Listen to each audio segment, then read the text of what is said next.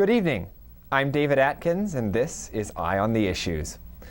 The Forgotten War. That was the moniker given to the war in Afghanistan in the years after the Bush administration began the invasion and subsequent occupation of Iraq. Today, with America's involvement in Iraq beginning to draw to a close, focus has shifted back to Afghanistan, where President Obama must consider a course of action in the face of an enemy emboldened and strengthened by years of comparative inattention to the conflict. Shall we escalate troop levels or draw them down? What shall we do about Pakistan, which is inextricably tied to Afghanistan geopolitically? And how can we help repay the enormous debt owed to returning veterans and to the families of those who have lost their lives? Some see in Afghanistan and Pakistan a crucial fight against a despotic regime and the enemy that attacked us on September 11th. Others see a useless conflict with no clearly defined end goals or strategy, and parallels with America's ill-fated war in Vietnam. No matter which side of the argument one takes, the price in blood and treasure is extraordinary, as families both here and half a world away are deprived of sons, daughters, mothers, and fathers on a daily basis and at high cost. And either way, one thing is clear. The sacrifices of our brave men and women in uniform must never be forgotten, and the challenges they face upon returning home must be addressed. Here to help guide us in this discussion are our three distinguished panelists, Jane Bright, Jim Bright, and Steve Crandall. My first guest, Jane Bright, is co-founder and CFO of the Evan Ashcraft Foundation, which was founded in 2003 and is named in memory of Jane's son, Sergeant Evan Ashcraft. Jane comes from a military family going back several generations. Army life was a tradition in her family. Jane's son Evan was killed in action on July 24, 2003 on the perimeter of an oil refinery near Al-Had, Iraq, in the vicinity of Mosul. Evan stated numerous times in letters and phone calls home, "When I come home from Iraq, I just want to help people."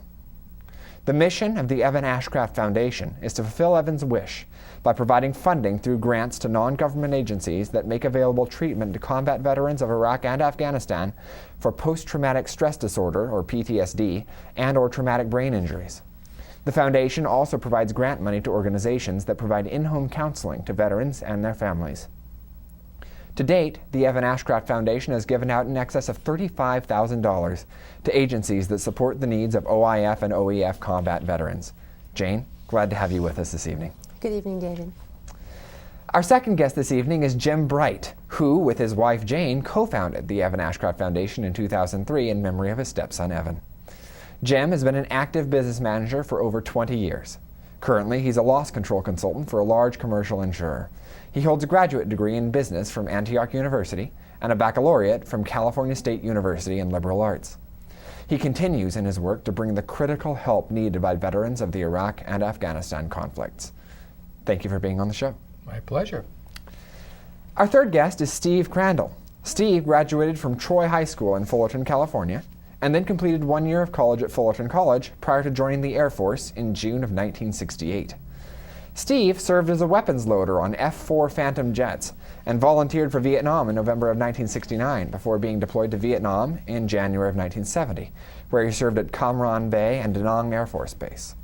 After his discharge from the Air Force, Steve went back to college using the GI Assistance Bill and graduated from Cal State Fullerton with a BA in Business Administration with a concentration in finance. Steve is the co-founder and president of California's Central Coast chapter of Vietnam Veterans Against the War, whose main focus is to educate the public about the consequences of war and the needs of veterans. He's also a staff writer for Veterans Today, an online veterans news service. Steve, welcome, and thank you for being on the show. Thank you, David. All right, so let me begin with a question addressed to any and all of you. President Obama, in his campaign, made a distinction between the war in Afghanistan and the war in Iraq, said that the war in Iraq had distracted us from the war in Afghanistan. What is the difference between the two conflicts, if any, in terms of a moral difference or a practical difference, and how should we go about addressing Afghanistan going forward? I'd like to just make my views known. I think there is a difference. I think there's a major difference, and the difference is, I think, already established from the viewpoint that the Iraq War was started for nefarious reasons, for lack of a better term, but certainly unsubstantiated reasons. And that's not the case with Afghanistan, because we do know that they are harboring the people who attacked us on 9/11. But it's not a simple... They being the Taliban. The Taliban, Right. of course, yes. And there's other very major problems with Afghanistan that distinguishes it from Iraq. Most notably, in my view, this is a country that has endured literally decades of conflict, and I don't think anyone who's ever been there in that kind of a role has ever left victorious.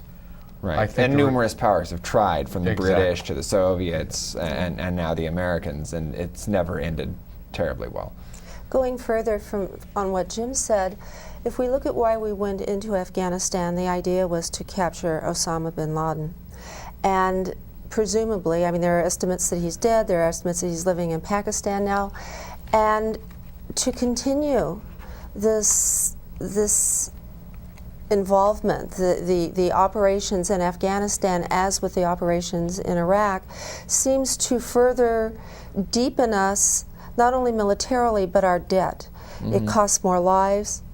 It deepens the debt that the American people will end up paying. And I think really, if you look back, I think it's 9 years in Afghanistan and 7 years in Iraq, right. the debt that we now see in our country is directly related to the cost of those wars. And I actually, when we went into Afghanistan, I believed in the mission. And then moving into, I believe that Afghanistan, honestly believe now that Afghanistan was an opportunity, by not catching bin Laden, by him escaping, opened up the door to be able to move into Iraq. Got it. So have we lost our window of opportunity to achieve what we wanted to achieve in Afghanistan? What should we do from here? Well, if the mission was to capture Osama bin Laden, then clearly we have lost the opportunity. And it is not apparent that that's even what we're doing at this point. His name rarely comes up. We are continuing to kill the Afghan people, and we're continuing to allow our own children to die, and those of our allies. I agree with you, Jane. I think that we have lost the opportunity from a practical viewpoint. Now, that doesn't mean that if we put 500,000 troops in Afghanistan, we can't win, but do we want to do that? There's no practical solution to this conflict. And I believe it begs the question, if we win, what do we win? What are we trying to win? And that to me is an unanswerable question. I don't have answers. Right. Exactly. The mission needs to be defined, and I haven't heard a logical definition of that yet. Exactly, not for at least 7 years. The central problem seems to be the administration, many people call the area AFPAC, Afghanistan and Pakistan, because the Taliban originated in Pakistan, moved to Afghanistan, harbored al-Qaeda. Many analysts refuse to make a distinction between the Taliban, which now control approximately 80% of Afghanistan, and al-Qaeda, and insist that if we allow the Taliban back in control, that al-Qaeda will have another safe haven.